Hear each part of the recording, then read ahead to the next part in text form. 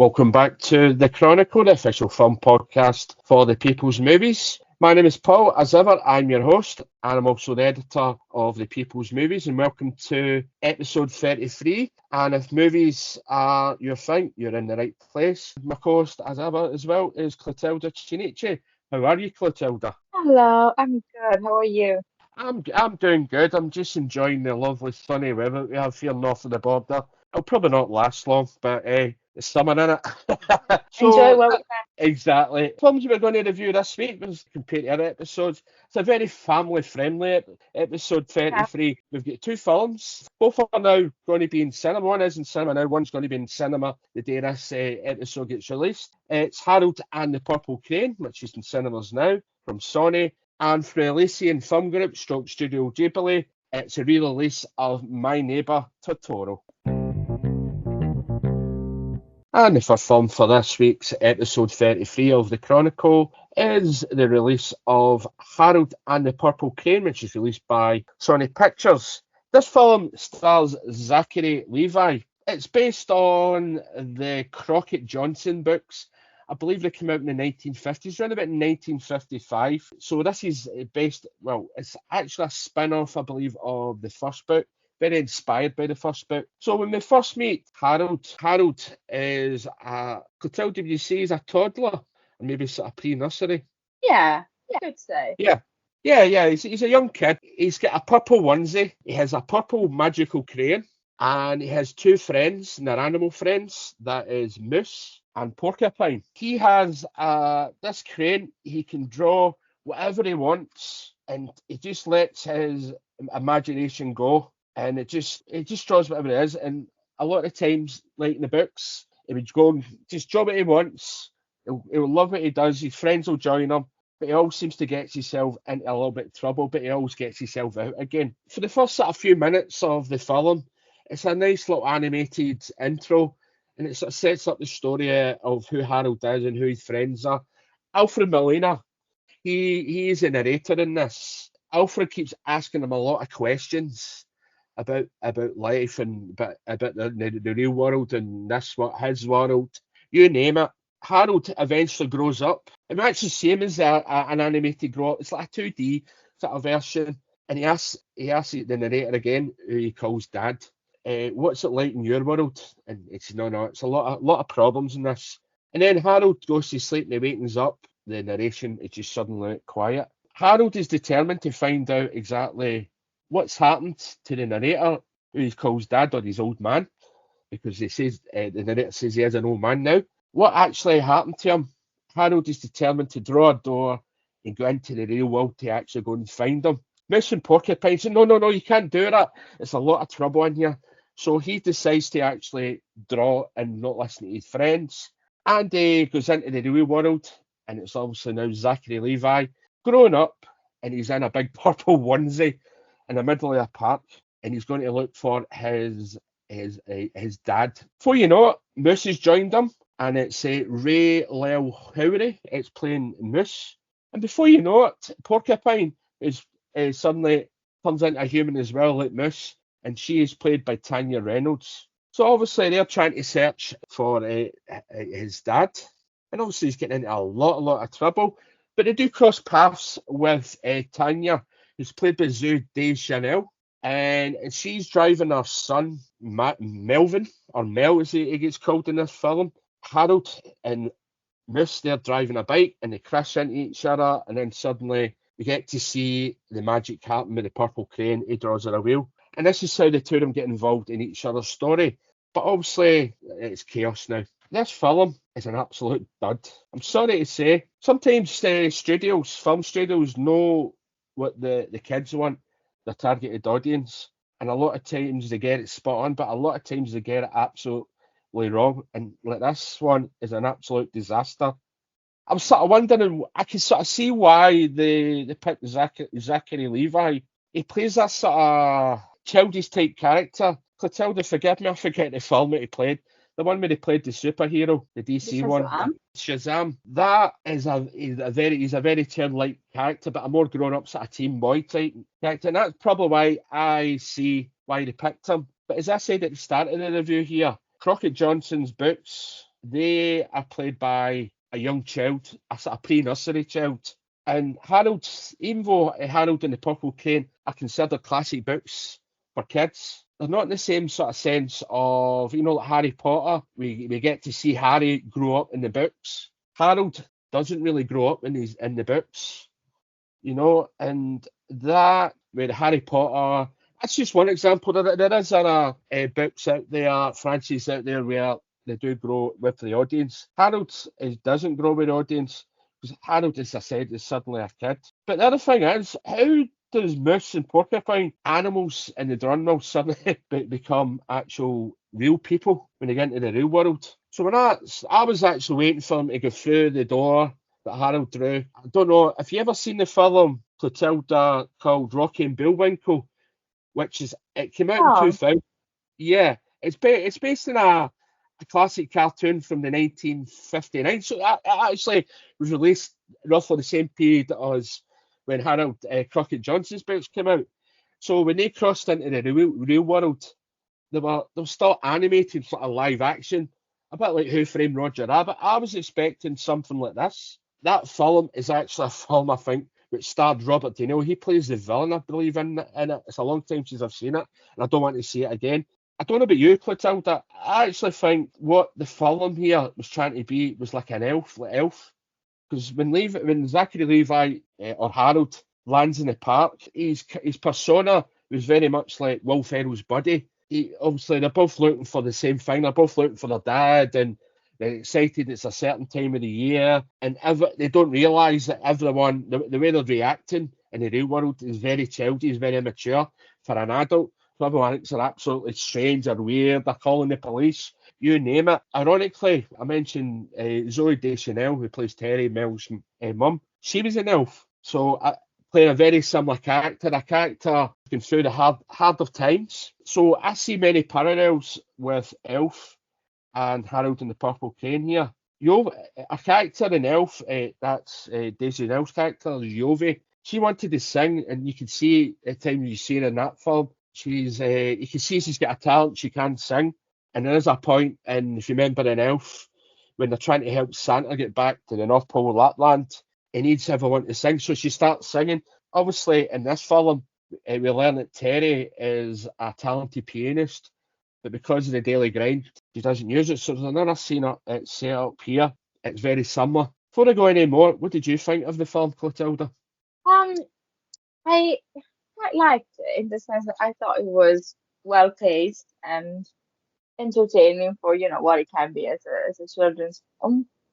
I actually watched it uh, basically spent the night at Picture House watching films, Yeah, like from 9 p.m. to 7:30 or whatever to like 7:30 in yeah, the morning. So I fully expected to like struggle to stay awake, obviously after a whole yeah. night, but I didn't.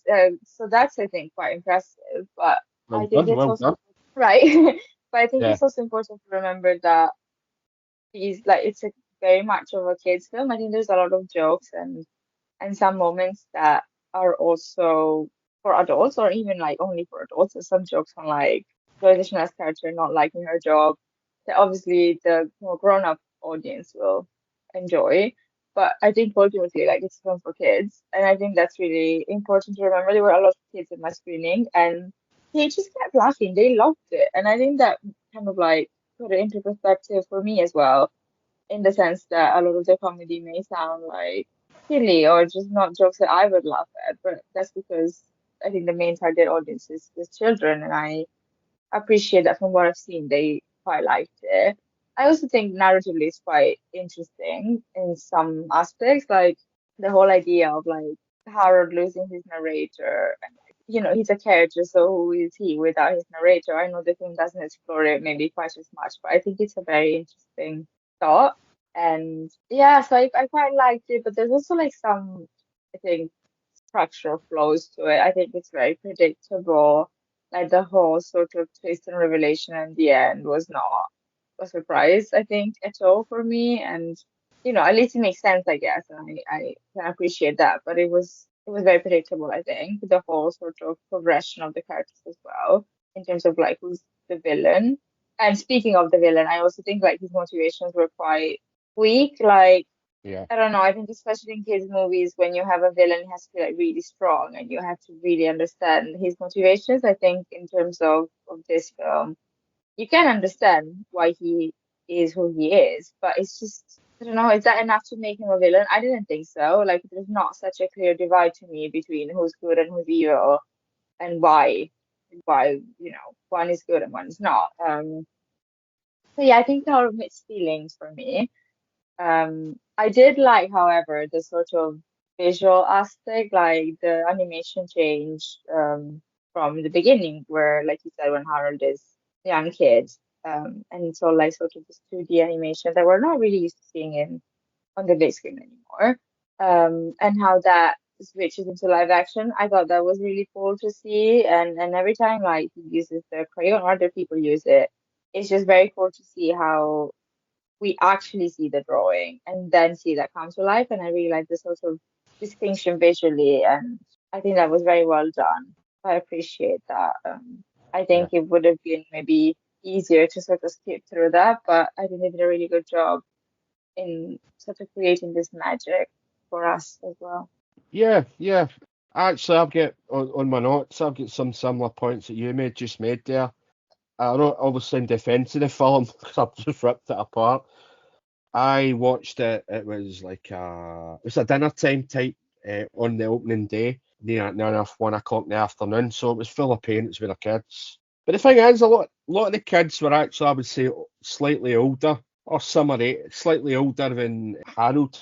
Maybe sort of like primary one, primary two, maybe yeah, nursery. As you said, the kids were laughing. The kids, that is the main priority. If the kids are laughing, Yeah, even if the 100%. film's absolutely terrible, it's done the trick. And a parent who will go, no, that has kept them entertained. Another thing is, it's only a 90-minute movie, and usually with kids the age that this film is targeting, if you start going over 91, 92, 93, on and on and on, you're going to lose the kids' attention span.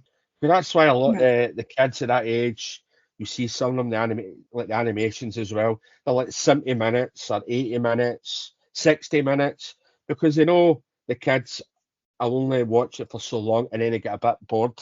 Yep, as you said, the kids were loving it, they were laughing at the jokes, and there was a few adults laughing at it as well. Yeah, you're right. A few of the jokes were sort of mistimed. Some of them fell flat. Yeah, you were right about it. Showed the hardships of, yeah, go for your dreams, live up to your dreams. However, you don't always get your dreams. Reality bites you in the back. And obviously with Terry, she's just shown it. Obviously, her life's not been perfect, but she's doing her best, and that's the main thing. The thing I did like, as you said, the way, as I said, then when the narration just stopped, I know the adults would have got it as a reason because you do learn a little bit later on in the film why the narration stopped. These kids are so innocent. There's a lot of things, unfortunately, regardless of your age, we find out what happened to, let's say, Harold's dad, and that sort of reminds me of that sort of thing. Why he suddenly stopped. Yeah, as I said, Harold and the Purple Cane is really about letting the child imagination grow, living that dream. But it got a little bit cliched at times. I did like Jemaine Clement. However, you were right, he was a very weak, very lackluster for to be a villain. You don't really get true motivations. If anything, it was more jealousy was Yeah. his reason to be the villain, if you like to say, because I think he's just loved Terry, and she's always knocked him back. And I think if anything, it's a knockback for his book as well. And I think if anything, Harold is really his villain. He's really Harold's villain rather than Terry's, because he realizes the power of the crane. And that bit at the end, he just goes absolute nuts. It just goes out the wall. I mean, some of Clement's jokes are, I'm not even going to pronounce the place. It's very stereotypical Clement Flight of Concords type of humour, but that works with adults. It isn't necessarily going to work with the kids. I wonder, do you think if they made Harold and the Purple Crane an actual animation, it might be getting a better response? So I believe at the moment in Rotten Tomatoes is around about 30 to 33%, and Yeah, that's not good.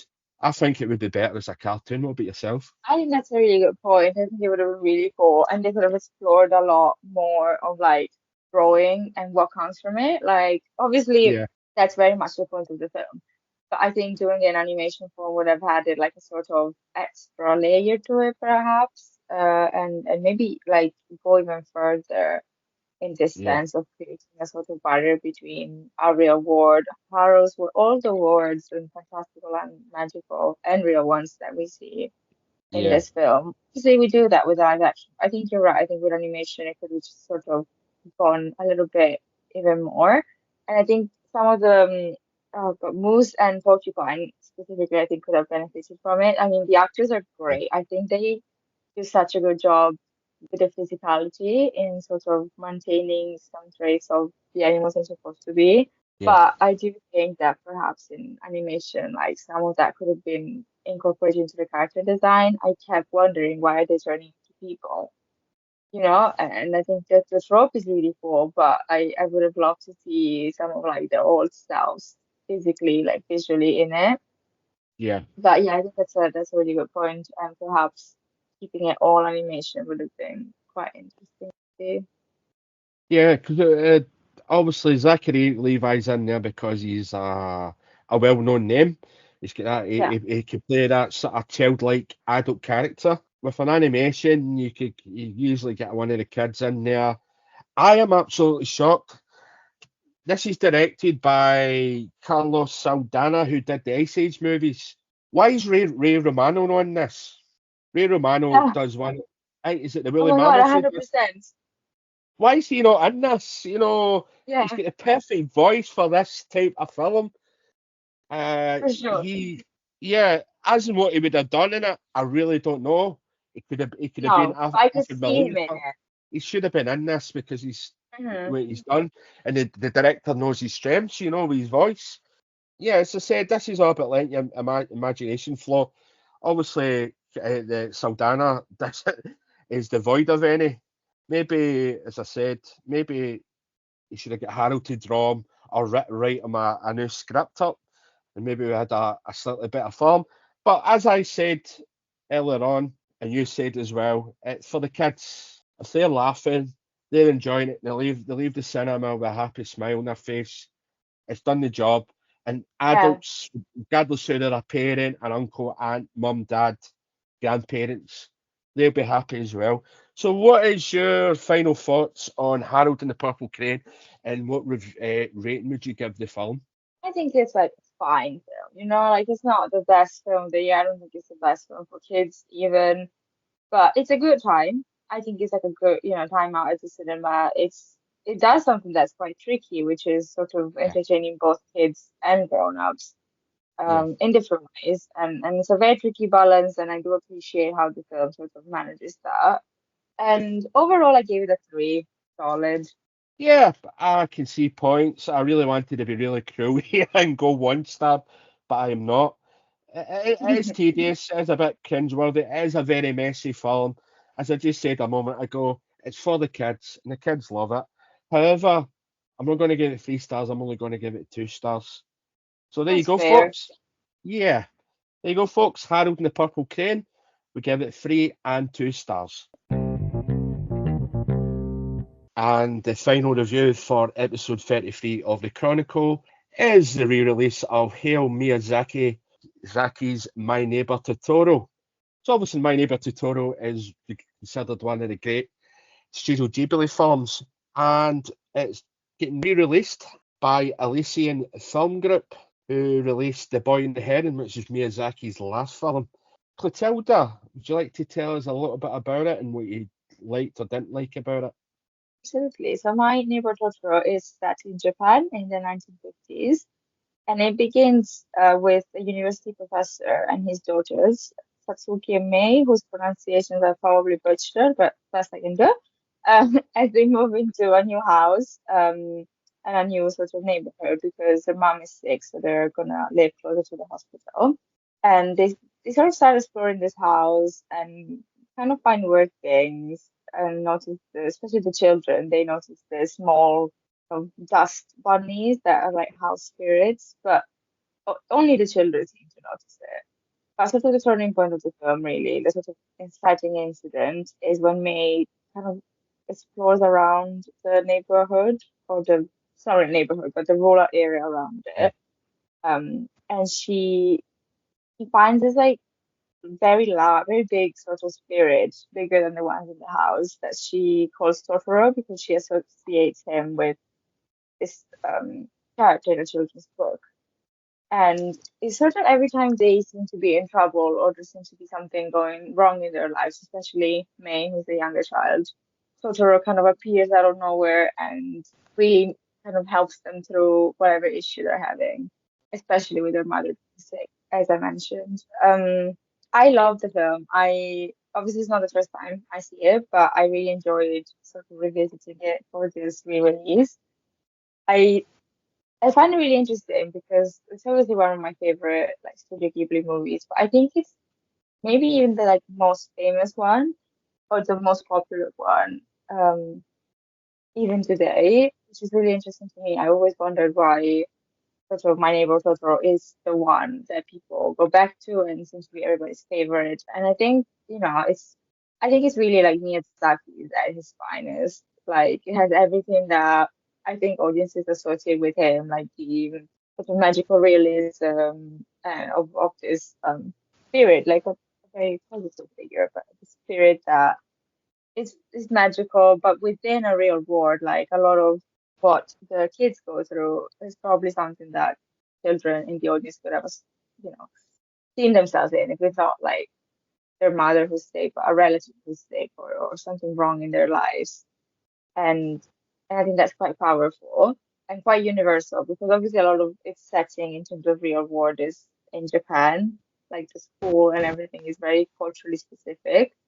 But I think no matter how culturally specific it is in that sense, it's still a very universal film in in his themes. And it's just so beautiful. I think it's so well done. It's sort of like perfectly paced and drawn. And I think the re-release really made me think about like how it kind of relates to the rest of Miyazaki's filmography, especially The Boy and the Heron, because that's the latest one I've seen of him. There's so much that keeps coming back. I feel like in his movies, like the magical elements and the children, and seeing life through kids' eyes, really. But also, I think it gives a lot of power to children, but also a lot of credit to them. I think a lot of films tend to portray children as like silly or not understanding like certain things. But I think this movie and Miyazaki's cinematography at large really shows how, deep children can feel and how smart and attentive they can be. So yeah, I really like it, and I think there's so much that people can still relate to it, even though it was like, first came out ages ago, but it still feels very modern. When I rewatched it, I was kind of surprised to see how it still holds up today, not just terms of its like plot and topics, but also for like animation. It's very timeless to me, I think. Perhaps even more than other Miyazaki's films, but it really stays with you, I think, and all of it still holds up today. So yeah, I'm a big fan. What about you? Yeah. I loved it. Loved it.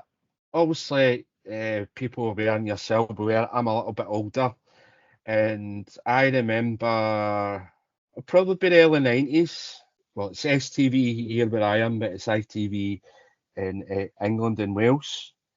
The point where in the mornings, where This Morning is on television during the summertime, that used to be just dedicated to kids' cartoons and things like He-Man, Samurai Pizza Cats, and occasionally around about 10:30 when This Morning used to officially start, used to show a film. Other things that I liked were things like Vicky the Viking and Dennis. There was one day I remember just sitting down. I just got up. For being the summer holidays, I just got up. 10:30 film came on, and I was just watching this film, and we get transported to this world. and there was a lot of no dialogue or anything. And this film is Lapita, The Castle in the Sky, which is Miyazaki's 86 film. As soon as I saw that, I was hooked. I think it might have been late 80s, maybe 89, 88, 89, because Lapita came out in 1986 in Japan. I was transfixed on anime and manga from then. And then a few years later on BBC, they showed Akira, the classic Akira, and one of Kasiro Otomo's other films, which is Rouge and Z. It was all about how society treated the old folks in Japan. And I've been to Japan. I've been fortunate the last couple of years. I've been to Japan and Tokyo. The old folks still play a big part of society, because there's that sort of thing where you get to a certain age, you just retire and just waiting for Godot, as that plague goes by. But when I was walking around Tokyo, there was the old folks were still still in restaurants, serving people, making food. Have you ever seen any of the Beastie Boys videos, the ones that were in Japan, where they're wearing the uniforms? You see the old folks with the lights and the high vis. Yeah, I know what you mean. Yeah. They're dressed like that, because what they do is, see when you walk along, see if there's a building site, you see these old gentlemen, old ladies coming out with these sticks, stomping you, guiding the van, the lorries out, whatever they're doing, and guiding them in, and then letting you go. They do things like that. They make, even though you're older, still part of society. Something that I think, sadly, in the UK, a lot of older folks are forgotten about, and they feel like they can't do anything. So obviously, back to the point. I'm like Billy Connolly. I went right off what I was saying there. I've just been hooked on anime and manga ever since. Obviously, as I said, I've been to Tokyo. That was a dream ever since, to see the world. I've experienced the culture. Hopefully, again next year I'll be able, and it's a big birthday, mate. I want to experience a bit more of that culture and experience. What this film does, what Harold and the Purple Crane was trying to do, is actually let the kids. In this film, in the English language version, it was actually Dakota Fanning and Ellie Fanning, her sister, who do the voices of the sisters. They let them be kids. They let them be playful. Miyazaki lets them be playful, lets them be naive, lets them explore, lets them be scared, lets them be happy. Lets them be children. Because this is, I would say, is like a perfect study of childhood. Yeah. It's, and Studio Ghibli films are always a visual treat as well. It lets the kids' imagination flow, and it lets them expand as well. Most of all, lets the kids be kids, which Yeah, that's a really good point. a lot of Western films don't. They just think, let's entertain them with some sort of vaudeville comedic film, which isn't the greatest, but if the kids laugh, we've done a job, that type of thing. This will entertain the kids, it'll incite them, it'll intrigue them. You actually feel that way, because it's set in the summer. You actually feel like you're there, and you feel like you're part of these little girls' world, and the fabulous creatures that exist in this world as well. The other good thing about it is it gives the kids life lessons, and every film's the same. Even the other Ghibli films that are not Miyazaki films, they've all got a life lesson in it, but it doesn't give it to them in an adult level. It does it in their level, and this is what I think here Miyazaki is great at, because he understands that the kids, he sights right into their world. So because a lot of his films and a lot of the other directors, they probably say in other anime and animation directors, there's a personal part of these films. It's inspired by some of their lives as well. I'm not 100% sure how this is, possibly because, as you said, the film's set at a post-World War. I think it's post-World War II, and Miyazaki lived a bit of his life out in the country. He moved around a lot. He lived with his dad, I believe, a lot of time, and His dad was an engineer, which we see in the film about the planes, which was considered, which we thought was going to be Miyazaki's last film, which was about 11 years ago, sorry. No, you're right, it's very whimsy, very sentimental, and it's the type of film that, you can put it, say you're watching it at home, because it's on Blu-ray, you can sit there, let the kids sit and watch it, and nothing horrible, nothing bad they'll be saying, no sort of dodgy, corny jokes. As in Harold and the Purple Cane, I think there was one little joke about nudity, which Jemaine Clement did when he was reading his book. He was trying to get published. He cracked a joke about the autonomy of a woman. That's all I'll say. And I remember the cinema going a little bit quiet. You're not going to get that sort of type of joke. And everything that's on the screen is what kids in Japan and most parts of the world will be allowed to see. It's just one of these films where you just have to watch it. And when you start watching it, you'll start watching all the other films that Spirited Away. The thing with the Ghibli films, they grow with the audience as well. Not necessarily from like infants right up to grown adults, but probably the Boy and the Heron's probably the closest to older teen, that type of thing. It's basically, I think Ghibli is such as Miyazaki's way of chronicling his life right up to become an adult. It's just such a wonderful, wonderful film. So, is there any final thoughts that you have on My Neighbour Totoro, and what sort of rating would you give the film? I'm just very happy it's getting a re-release. I hope it gets I know it's a very beloved film, especially compared to other lesser known films of Studio Ghibli.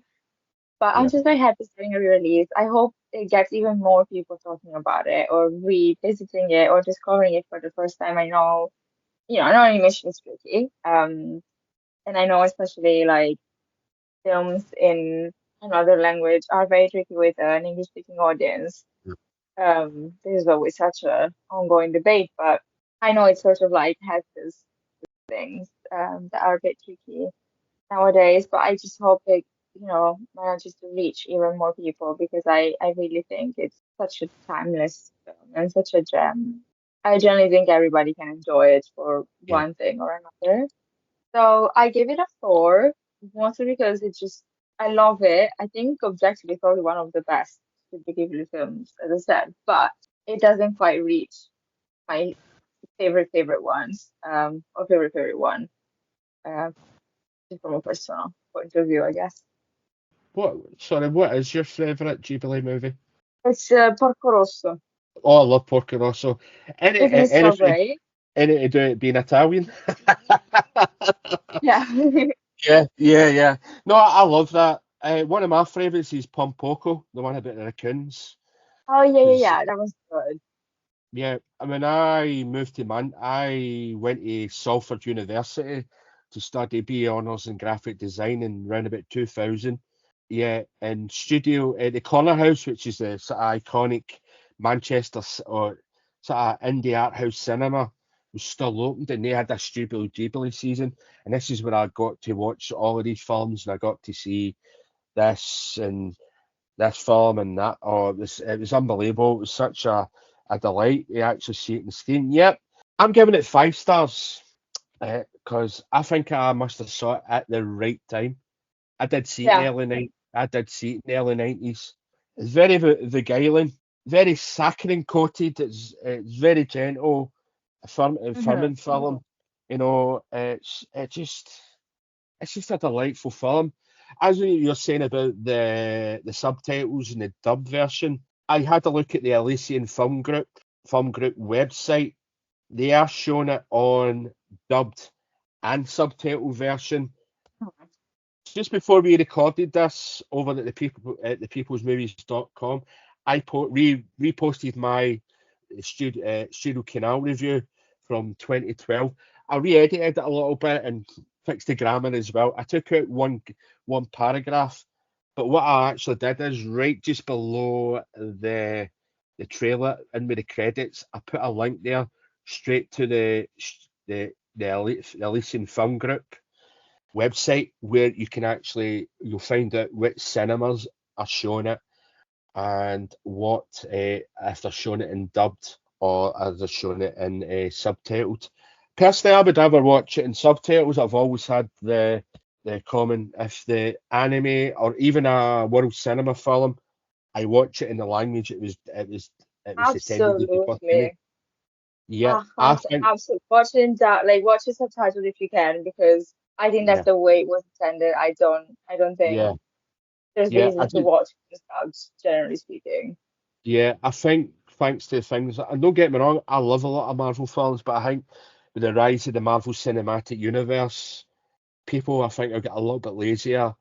And Yeah, no, I'm only watching it. But the crazy thing is, some of the films, the Marvel films in there, have got subtitles where they've created a language for one of the characters, but they've got no problem watching that. But when it's a real language, like that's a really good Japanese, point, Italian, actually. French, can't be bothered watching it.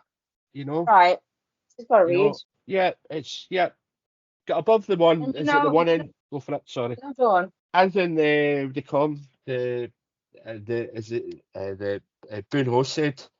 He said with the Parasite, he said just reach above the one. Is it the 1 inch border of the barrier and just I was about to say that. I was about to put the yeah, exact same quote because it's yeah, so inspiring. And every time somebody talks about like doubt or subtitles, I think about that. yeah, And he said, if you can go like beyond the 1 inch tall like barrier of subtitles, a whole new world is gonna open up to you. yeah, And that's just it, exactly, isn't it? exactly. But there you have it, folks. That is My Neighbour Totoro. We give it 5 and 4 stars. That's your wrap, folks. That's your episode 33 of the Chronicle. Thank you very much for joining myself and Clotilda. Films Harold and the Purple Crane and My Neighbour Totoro are both will be out now in UK and Irish cinemas. For My Neighbour Totoro, you may have to have a little look around your local listings to see which cinemas will be showing it, if they're showing it in dubbed or subtitled. Thank you very much to the Elysian Film Group for Totoro and Sony Pictures for Harold. Clotilda, thank you very much for joining us. Can you let the people know where they can find you on social media and where they can find any of your reviews? So I'm on Instagram at the person being Chloe, and I'm on Twitter and Letterboxd at Clumsy Chloe. I write for a bunch of websites, including the People's Movies, of course, Loud and Yep, Clear Reviews, and The Independent, and a bunch more here and there. that's great. Obviously, for the Chronicle and the People's Movies, you'll find us on Facebook and X at the People's Movie, at Instagram at the People's Movies, at Pinterest at TPM_UK. We are also on YouTube at the People's Movies, where you also find the episodes on there as well. If you do listen to this episode, do leave a little review, because that will also help us in algorithms. Other places you'll find future episodes of the Chronicle, including this one. You'll find them on many of your popular favourite podcast sites like Apple Podcasts, Spotify, as I mentioned, Podbean, Amazon Music, YouTube Music, Castbox, Listen Notes, and there's a few others that you can find them on there. If you do go to podbean.com, that page there, there's some links at the top of there to give you some of the other ones. Sometimes we all continue to chat at the Chronicle Take 2. Stay tuned on social media to find out exactly, or on the People's Movies, to exactly when there will be future episodes. It's usually myself or one of the other writers with another review. You can also sign up for the email newsletter over at the People's Movies. You find the link over there. That will let you know when we do future episodes. But also when we do post stuff on the website. Thank you very much, Clotilda, for joining us. Before we do go, you can show your support for the Chronicle and the People's Movies with Buy Me a Coffee and at PayPal. You could share the podcast on social media with your friends and family. As I said, if you're listening on one of the public podcast sites, do share it there. Do give us a rating and a little review. Thank you very much, Clotilda, for joining us. Thank you very much for joining us. Until the next time, enjoy the movies.